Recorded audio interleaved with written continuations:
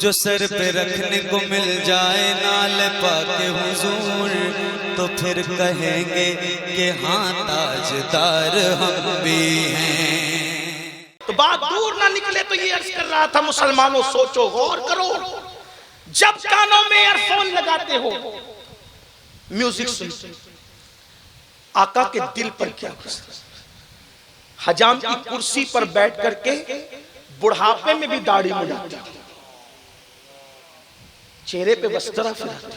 हंसने की कोई बात नहीं है यहाँ, सिर्फ आपका इश्क रसूल जांचना है। इश्क मुस्तफा सिर्फ नातों को सुनकर ये नारा लगाना कि गुलामी रसूल में मौत भी कबूल है। सोचो, कभी सोचा जब सूफी सरमद ने फैजी को, फैजी एक मौलवी था जो अकबर के दरबार में रहता था और अकबर की हर बात पर वो उल्टी सुल्टी दलीलें पेश करता था। अकबर की मोहब्बत उस पर इतनी गालिब आ गई कि फैजी ने अकबर के कहने पे दाढ़ी भी मुंडाना शुरू कर दी। छोटा मोटा आदमी नहीं थे, बड़ा मौलाना था, आलिम था, मौलाना नहीं आलिम था, बल्कि आलिम भी क्या कहूं, पढ़ा लिखा आदमी था। लेकिन इसकी इल्मी सलाहियत इतनी थी मेरे भाई कि इसने कुरान मुकद्दस की तफसीर बगैर नुक्ते के लिखी है। कोई नुक्ता नहीं है कुरान की तफसीर। उलमा से पूछो, एक सफा लिखना दुश्वार होता है बगैर नुक्ते के, उसने पूरी कुरान की तफसीर लिखी है। फैजी इतना बड़ा इल्म वाला था, अकबर के कहने पर दाढ़ी मुंडाना शुरू कर। सूफी सरमस्त जा रहे थे, अल्लाह के वली थे, देखा कि फैजी हजाम की कुर्सी पे बैठ के दाढ़ी मुंडा रहा है, तो फैजी का, फैजी दाढ़ी छील रहे हो?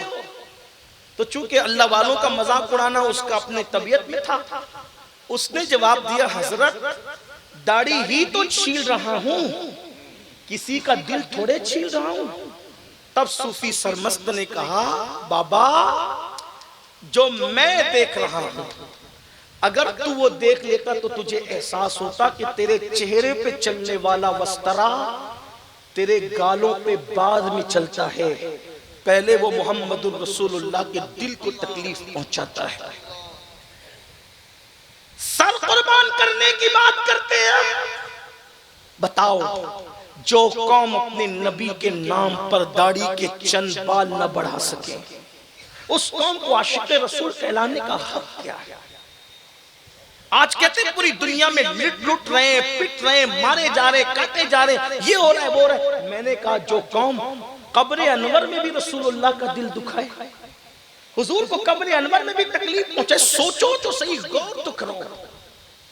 ये बात मैं अपनी तरफ से नहीं कह रहा हूं, सैयदना फारूक आजम उमर इब्न खत्ताब कहते हैं, लोग कहते हैं छोटा गुनाह बड़ा गुनाह, मैं तो इतना समझता हूं, गुनाह कोई भी करो उससे नबी का दिल दुखता है, आका के दिल को तकलीफ पहुंचती है। और सुन लो, जब आका के दिल को तकलीफ पहुंचाओगे तो अल्लाह कितना नाराज होगा, वो कैसे पकड़ करेगा। तो अर्ज ये कर रहा था, जल्दी जल्दी बात मुकम्मल करता हूं। मेरे और तुम्हारे सच्चे नबी मुस्तफा जाने रहमत सल्लल्लाहु अलैहि वसल्लम ने इरशाद फरमाया, अल्लाह अल्लाह, आका फरमाते हैं कि जहन्नम के अंदर एक वादी है, उस वादी का नाम जुब्बुल हुस्न है।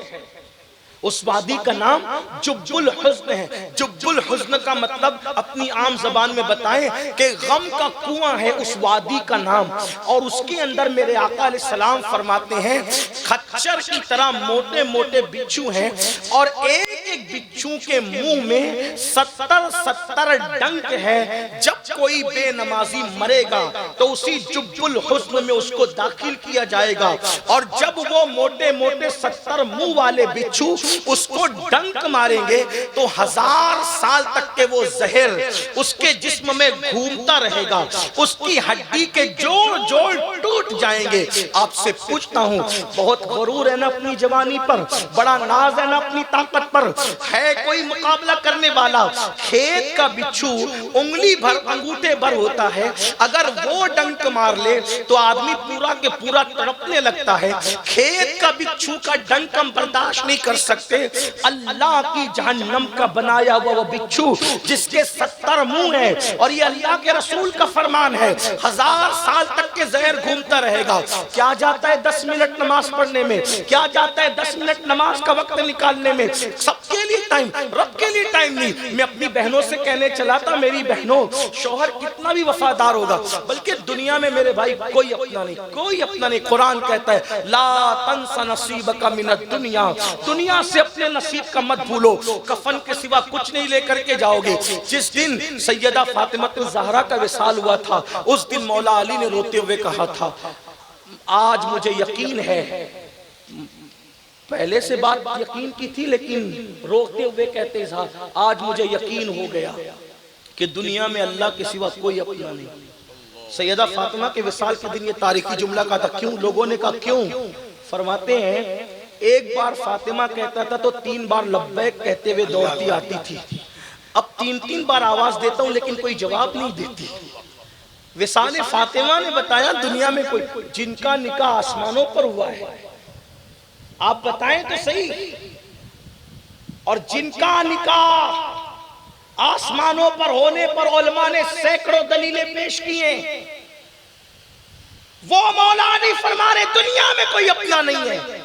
हमारा कौन?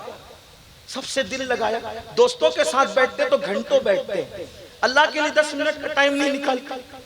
और इतना अजाब है मेरे भाई बेनमाजी होने का।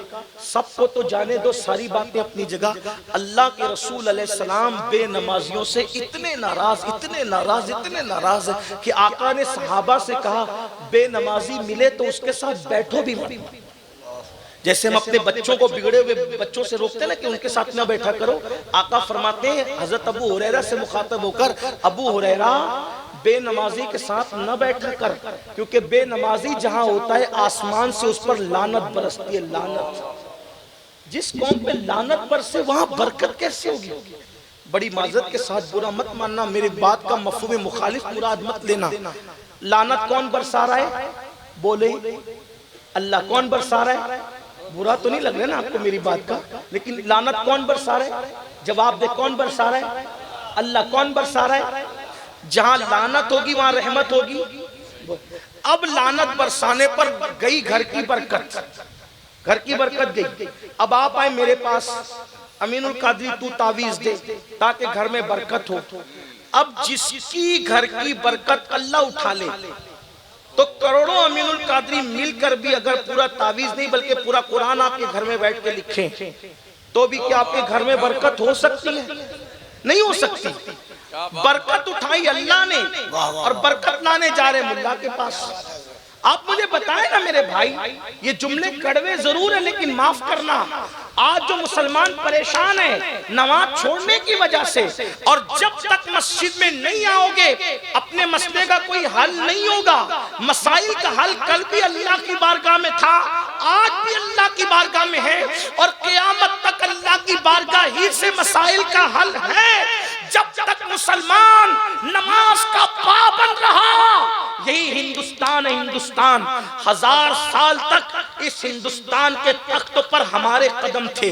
आज भीख मांग रहे हैं हम, आज डर रहे कि कल क्या होगा, कल क्या होगा। ये जितने आज तुम्हें आंखें दिखा रहे हैं, कल तुम्हारे सामने कासे गदाई लेकर खड़े थे, इनके बाप दादा भीख मांग रहे थे हमारे दरवाजों पर। कब तक? जब तक हम अल्लाह की चौखट से वाबस्ता थे, लोग हमारे दरवाजे पे भीख मांग रहे थे। जब से हमने मस्जिदों का दर छोड़ दिया, अल्लाह का दर छोड़ दिया, खुदा की चौखट छोड़ दी, आज तुम भीख मांग रहे हो और दुनिया भीख देने के लिए तैयार नहीं। जलील कर रही है दुनिया, रो रहे हो ये हो गया वो हो गया। लोगों के सामने गिड़गिड़ाने की बजाय अल्लाह की बारगाह में गिड़गिड़ाओ। मेरा अल्लाह माहौल बदलने में उसको टाइम नहीं लगता। याद रखना, सदियों का बिगड़ा हुआ माहौल वो लम्हे में बनाता है। उसकी शान है कुन फयकुन, उसकी शान है कुन फयकुन। वो कह देता है हो जाता है। फिरौन के घर में अगर मूसा को पालना चाहे उसको कोई नहीं रोक सकता। बेशक बेशक। लंगड़े मच्छर से नमरूद को हलाक करना चाहे उसको कोई नहीं रोक सकता। जहां लोगों की ताकतें नाकाम हो जाती है वहां मेरा अल्लाह लंगड़े मच्छर से काम लेता है। आप लोगों से क्यों डरते हो? अल्लाह से डरो। और अल्लाह से डरने का मतलब क्या है? गुनाह छोड़ दो, गुनाहों से हिजरत कर लो, तौबा कर लो। आपको दर्द है ना, दर्द है ना, बच्चियां इधर उधर क्यों जा रही है? ये सिर्फ व्हाट्सएप पर शेयर करने के लिए दर्द है। आपको दर्द है ना कौम का, सिर्फ कॉन्फ्रेंसों में दर्द भरी बातें करने के लिए दर्द है? बताओ, अगर वाकई दर्द है मैं समझ लूं, मैं बदलूंगा तो माहौल बदलेगा। मैंने गुनाह नहीं करना, छोड़ देना। और एक बार गुनाह छोड़ कर देखो, गुनाह छोड़ने में सुकून है, सुकून। ये जो नरम नरम बिस्तरों पर पेट भर के खा के भी सुकून की नींद नहीं आती, करवटें बदलते हो, वजह क्या है? नाराज है अल्लाह, अल्लाह हमसे नाराज। अल्लाह को मनाओ।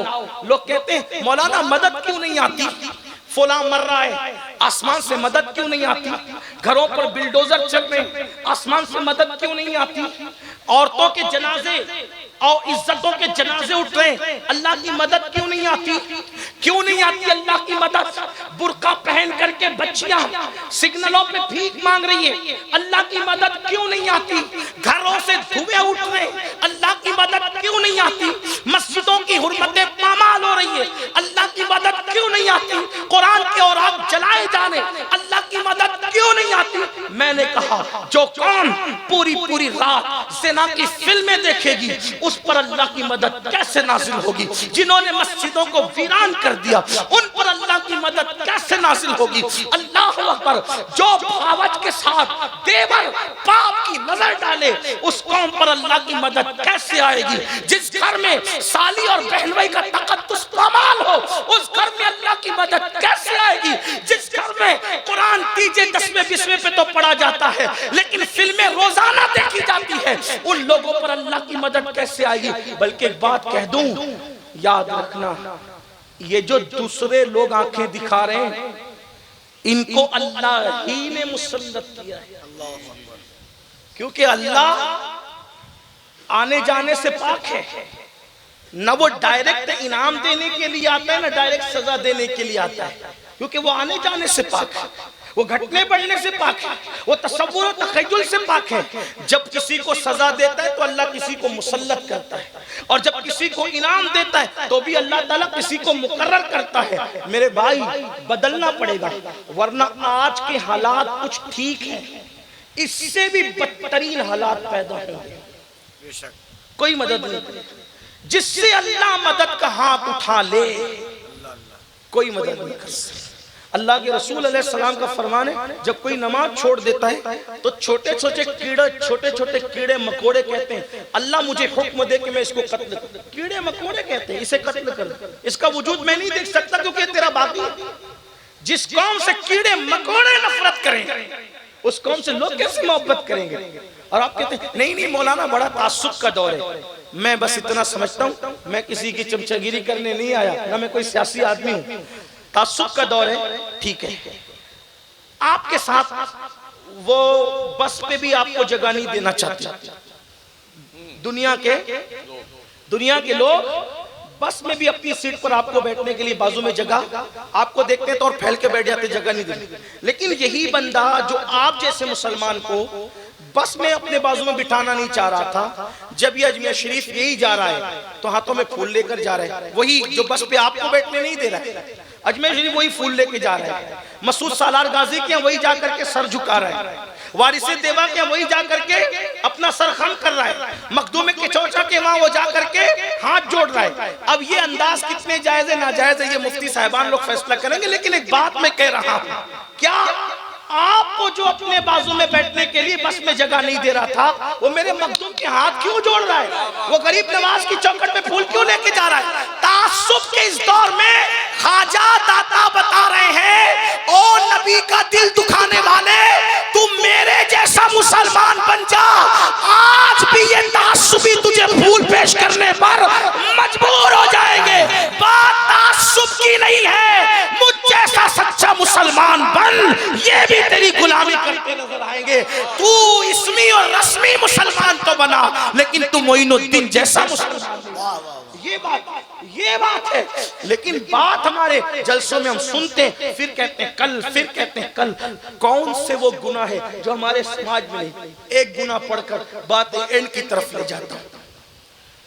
इस वक्त हमारे समाज में जो गुनाह बहुत तेजी से बढ़ रहा है वो है लड़के और लड़कियों के आपसी नाजायज ताल्लुकात, और इसको फैशन का नाम दिया जाए।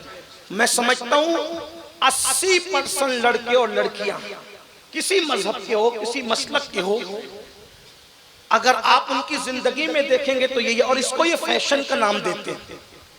जिस 20% लड़के और लड़कियां महफूज हैं वो उनको ताना देते हैं, और लड़कों को कहते हैं तुम लोग मर्द नहीं हो। स्कूल और कॉलेज में हम लोग भी ये ताना सुन चुके हैं। हालांकि वो दौर तो आज से तकरीबन 15, 17, 20 साल पहले का दौर था। अभी तो और बिगाड़ पैदा हो गया। इसलिए ज्यादा इल्म है मुझे, क्योंकि मैं खुद जो है एक इंग्लिश स्कूल और एक जूनियर कॉलेज का चेयरमैन। हालांकि हम अपना तारुफ इस एतबार से कभी नहीं कराते।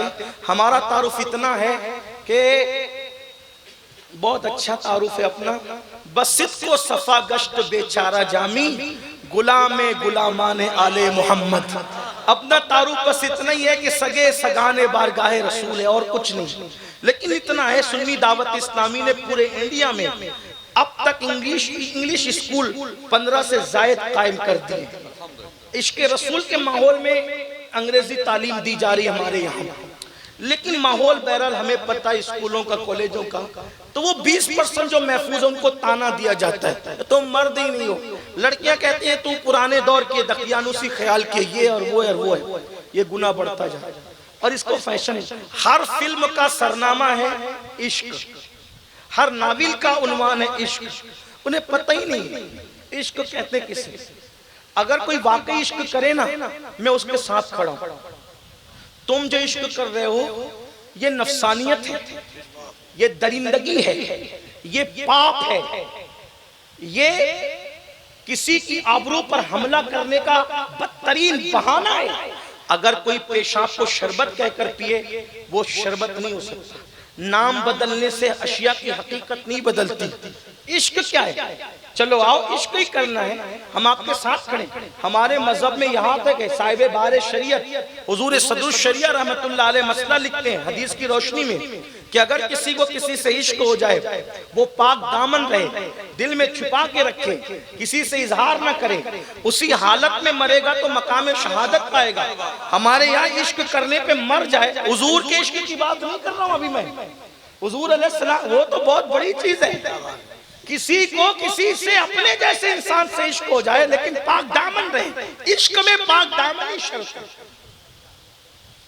यहां तो पाक दामन ही है ही नहीं, बल्कि झूठे वादे शादी के नाम पर एक लड़की का सब कुछ लूट लिया जाता है। और जैसे भौरा फूल का रस चूस कर दोबारा उस तरफ रुख नहीं करता, वैसे लड़के लड़कियों का सब कुछ लूट कर फिर दोबारा उस तरफ रुख नहीं करते। और फिर वो लड़की बेचारी जिंदगी भर किसी को मुंह दिखाने के काबिल नहीं रहते। आजकल शरीफ लड़कियों को अच्छे रिश्ते नहीं आ रहे, जो बदनाम हो चुकी समाज में उसको कब रिश्ता आएगा अच्छा। आजकल का चीटर और चोर भी किसी ऐसी लड़की को बीवी बनाने के लिए तैयार नहीं होता जो बदनाम हो चुकी हो। मैं अपनी कौम के लड़कों से पूछता हूं, अगर यही हालत तेरी बहन के साथ होती तो तेरे दिल पे क्या गुजरता? यही कैफियत अगर तेरी बेटी के साथ होती तो तेरे दिल पे क्या गुजरती? और याद रखना, अगर आज तूने किसी की बहन बेटी की आबरू का नीलाम करके और उसका सब कुछ, उसकी जवानी और शबाब चूस कर तू भाग गया है झूठे वादे करके, वो करवट बदलती होगी जब जब उसकी आहें बाबे जाबते लाई से टकराएगी और वो तुझे चैन से जीने नहीं देगी। किसी की भी उल्टी गिनती उसी वक्त शुरू होती है, किसी को भी जवाल उस वक्त शुरू होता है जब कोई किसी पर जुल्म करता है। इसीलिए अल्लाह के रसूल अलैहि सलाम ने फरमाया, मजलूम की आह से बचो कि अल्लाह और मजलूम की आह के दरमियान कोई पर्दा और हिजाब नहीं होता। ये फिल्म, मेरे भाई हमारी जिंदगी 3 घंटे की फिल्म नहीं है। ऐ मेरे नौजवान, मेरी कौम की बेटियों से भी कहता हूँ, तुम बहुत भोली हो मेरी बच्चियों, वो 3 घंटे की फिल्म तेरी जिंदगी नहीं है। तुझे तो 60 साल जीना है, 70 साल जीना है। तू पाक दामन रहे, घर में रहे, पर्दे से रहे। किसी अदाकारा, किसी लड़की को तू आइडियल मत बना। अगर तूने आइडियल बनाना तो सैयदा जैनब को बनाना, तूने आइडियल बनाना सैयदा फातिमा को बनाना, तूने आइडियल बनाना सैयदा खदीजा को बनाना, तूने आइडियल बनाना तो सैयदा आयशा सिद्दीका को बनाना। मेरी बहनों, इन सैदानियों की जिंदगी को पढ़ो, नबी के घर वाली खवातीन को, हज़रत आतिका की जिंदगी को पढ़ो, सहाबियात की जिंदगी को पढ़ो। क्या वो खवातीन थी? आज औरतें मेकअप करके वलीमे में चली, मेकअप करके शादियों में चली, दुपट्टों को गले में लटका दिया। क्या वो खवातीन थी? हजरत सैयदा सुमैया इस्लाम के नाम पर पहली शहीद औरत है, ये पहली शहीद खातून सुमैया बड़ी उम्र की खातून थी। इस्लाम कबूल कर लिया और घर घर जाकर के औरतों को समझाती थी और रसूलुल्लाह के करीब ला करके बिठाती थी, कहती थी हुजूर इनको मुसलमान करें। औरतें मुसलमान होती थी। अबू जहल जैसे गुंडे को पता चल गया कि सुमैया इस्लाम का प्रचार कर रही है, उनके घर गया, बाल पकड़े और पकड़ के कहा तुझे मुझसे डर नहीं लगता कि तू मोहम्मद अरबी की कनीजों में इजाफा करती है? मैं मुझसे डर नहीं लगता। हजरत सुमैया ने कहा जो अल्लाह से डरता है वो किसी से नहीं डरता। अबू जहल मुझे किसी से डर नहीं लगता। और उसके बाद उसने बाल पकड़े और एक दरख्त से बांध दिए और हजरत सुमैया को कहा, इतना मारा, कहा कि मोहम्मद अरबी को छोड़ दे वरना मैं तुझे मार डालूंगा। सुमैया ने कहा अल्लाह ने एक जान दी है, अगर 1000 जाने देता तो भी मैं मोहम्मद अरबी की नालैन पे कुर्बान कर देती। इसीलिए हमारे दादा मुर्शिद हुजूर मुफ्ती आजम कहते हैं ये एक जान क्या है, अगर हो करोड़ों तेरे नाम पर सबको वारा करूं मैं और तेरे सर पे सर तेरे नाम पे जान को कुर्बान करके तेरे सर से सदके उतारा करूं मैं। मुझे हाथ आए अगर ताजे शाही तेरी कफ्शे पा पर निसारा करूं मैं। अल्लाह अकबर।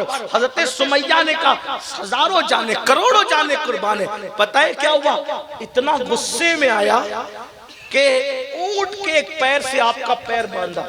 बहनों की खास तवज्जो, ये गुलशन इस्लाम यूं ही आबियार नहीं हुआ है। ऊंट के एक पैर से सुमैया का एक पैर बांधा और दूसरे ऊंट से सुमैया का, हजरत सुमैया का दूसरा पैर बांधा और दोनों मुखालिफ सिमत में ऊंटों को दौड़ाया। जब ऊंट मुखालिफ सिमत में दौड़े तो कैफियत क्या होगी? मेरी ज़बाने हया इस पे तफसीरा करने पे खामोश है। जब उस मुकद्दस सहाबिया के दोनों पैरों में फासला हुआ तो उस मकाम पर तीर चलवाया जिसका जिक्र नहीं किया जा सकता। अल्लाह अकबर। वो खातून का वजूद 2 हिस्सों में तकसीम हुआ, शहीद हुई लेकिन मोहम्मद अरबी का दामन छोड़ने के लिए तैयार नहीं हुई। आज तो कोई शादी की लालच दे दे तो आबरू लुट जाए। आज अगर कोई घर बसाने की, मोबाइल की लालच दे दे तो आदमी सब कुछ कुर्बान कर दे। कौन से दीन पर अमल कर रहे? और याद रखना अल्लाह का दीन मत छोड़ना। दुनिया में फाके कर लो, गुर्बत में जी लो, इसलिए कि रोटी कपड़े मकान की हैसियत नहीं है। ईमान कीमती चीज है। ईमान मेरी बहनों इसे हिंदुस्तान में देख लो, जो रसूलुल्लाह का दीन छोड़ कर गया आज कुत्ते से भी ज्यादा बदतरीन उसकी जिंदगी हो गई है। अगर तुम कहीं जाने का सोचोगे शादी के नाम पर, किसी और के नाम पर कोई ले जाने की कोशिश करेगा तो याद रखना लोगों का कहीं गुजारा नहीं है। दीन सच्चा है, दीन पर अमल करो, दीन से वाबस्ता रहो। तो अर्ज ये कर रहा था कि वो नौजवान जो अफेयर के नाम पर बच्चियों की आबरू ले लेते हैं और उनको लालच देते हैं झूठी। एक हदीस सुने, बात मुकम्मल करता हूँ। अल्लाह के रसूल अलैहिस्सलाम के गुलामों, रिवायतों में आता है कि जिसने दुनिया में किसी चिड़िया के साथ खेला होगा, चिड़िया छटाकगढ़ की चिड़िया होती है, चिड़िया के साथ खेला होगा, वो खेलते खेलते चिड़िया मर गई होगी। चिड़िया के साथ खेला, चिड़िया मर गई। कयामत के दिन वो चिड़िया अल्लाह की बारगाह में फरियाद करेगी, ए अल्लाह इसने मेरी जिंदगी के साथ खेला था। यानी अगर चिड़िया खाने के लिए कोई ज़बह करे जायज है, ठीक है, लेकिन उसकी जिंदगी के साथ खिलवाड़ करना, चिड़िया, मैं समझता हूँ शायद 10 रुपए भी आज की इसकी दुनिया में उस चिड़िया की कीमत नहीं। मुफ्त में मिलती है चिड़िया, कोई भी पकड़ लेता है, कोई उनका मालिक भी नहीं होता। कोई कुछ छटाक पर की चिड़िया के साथ कोई खेलकर उसको मार डाले, कयामत में वो चिड़िया अल्लाह की बारगाह में कहेगी मौला इसने मेरी जिंदगी से खिलवाड़ किया था। अल्लाह के रसूल फरमाते हैं उस चिड़िया की आवाज इतनी तेज निकलेगी उस दिन कि ऐसा लगेगा जैसे बिजली कड़क गई, बिजली उसकी आवाज में इतनी कड़क पैदा हुई, बिजली कड़क गई। अल्लाह फरमाएगा आज इंसाफ और अदल का दिन है, किसने तेरे साथ तेरी जिंदगी से खिलवाड़ किया था? फरमाया जाएगा वो फलां। आका अलैहिस्सलाम फरमाते हैं उसकी नेकियां पहाड़ों जैसी होगी, पहाड़ों जैसी। फिर भी अल्लाह फरमाएगा इसको मुंह के बल घसीटते हुए जहन्नम में ले जाओ। आपसे पूछता हूं जो चिड़िया की जिंदगी से खिलवाड़ करे, पहाड़ों जैसे आमाल होने के बाद भी उसको मुंह के बल घसीटते हुए जहन्नम में ले जाया जाएगा, तो जो रसूलुल्लाह की उम्मत की खवातीन की आबरू के साथ खिलवाड़ करे, जिस उम्मत को रसूलुल्लाह ने काबतुल्लाह की हुर्मत से बेहतर बताया, काबे की इज्जत से बड़ी इज्जत अपने उम्मती की बताई, उनकी इज्जत के साथ खिलवाड़ करोगे, सोचो कहां जाओगे। इसलिए याद रखना अल्लाह पाक फरमाता है इन्ना बत्शा रब्बिका लशदीद, तेरे रब की पकड़ बड़ी सख्त है। अल्लाह इससे पहले के पकड़ करे आज अपने गुनाहों से तौबा करो, जो कुछ कर सके हो, जो कुछ कर चुके हो उसको आज ही तौबा करो, आज ही बदलो।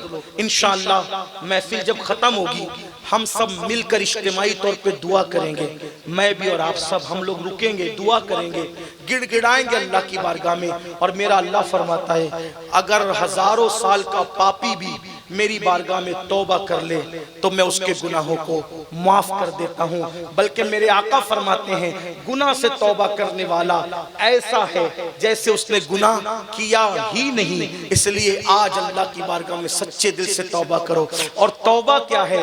एक मर्तबा जब गुनाह से निकलने का अहद कर लो तो दोबारा गुनाह की तरफ लौट कर न जाओ।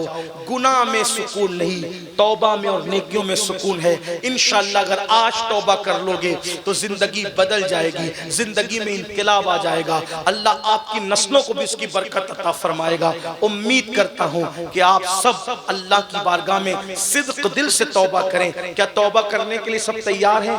आइए दुआ करेंगे तब करेंगे, लेकिन हम सब मिलकर अभी तौबा करें, जिंदगी के हर हर गुनाह से तौबा करें। पढ़िए अस्तगफिरुल्लाह रब्बी मिन कुल्ली ज़म्बिन व अतूबु इलैहि। आपने तौबा कर लिया, एक बार तौबा की नियत से कलमा भी पढ़ लें, तजदीद ईमान की नियत से ला इलाहा इल्लल्लाह मुहम्मदुर रसूलुल्लाह। हुजूर के वादे के मुताबिक आप और हम सब आज गुनाह से ऐसे पाक हो गए जैसे अभी अपनी माँ के पेट से पैदा हुए, पाक हो गए।